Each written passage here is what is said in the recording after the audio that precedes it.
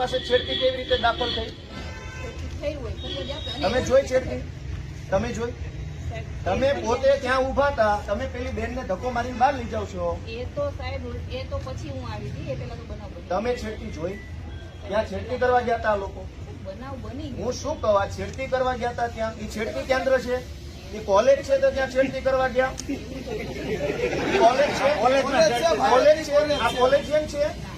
તો ટેકાના ભાવની ખરીદી કરનારા લોકો ખેડૂત પાસેથી પૈસા માંગે છે, એના માટે થઈને કોઈ એમને જાણ કરી, તો આનું શું છે? એક મિનિટ, તમે એમ કહો જ્યાં રજૂઆત કરો એને કરો. પ્રાંત અધિકારીને 18, 19, 20 તારીખે 3 વખત રજૂઆત કરી. આરએસસી કલેક્ટરને 18 ને 22 તારીખે 2 વાર રજૂઆત કરી. કલેક્ટર સાહેબને 24 તારીખે મેં રજૂઆત કરી. 24 તારીખે સીઈઓને રજૂઆત કરી અને 24 તમને એફઆઈઆર આપી. હજુ તમે એમ કહો રજૂઆત કરો, તો આ ગુંડા તમને રજૂઆત કરવા આવ્યા હતા? બેન, ભગવાનથી ડરો, ભગવાનથી ડરો. તો ધીમે એટલે પણ હું કઈ ખાઈ ગયો? તમે અમને ઉપર ખોટા આરોપ મૂકો. બેન, તમે છેડતીનો આરોપ કેવી રીતે લગાવ્યો?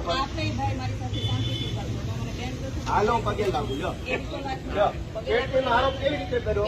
કેવી રીતે છેડતી કરી હમણે? નહીં, કેવી રીતે છેડતી કરી હમણે?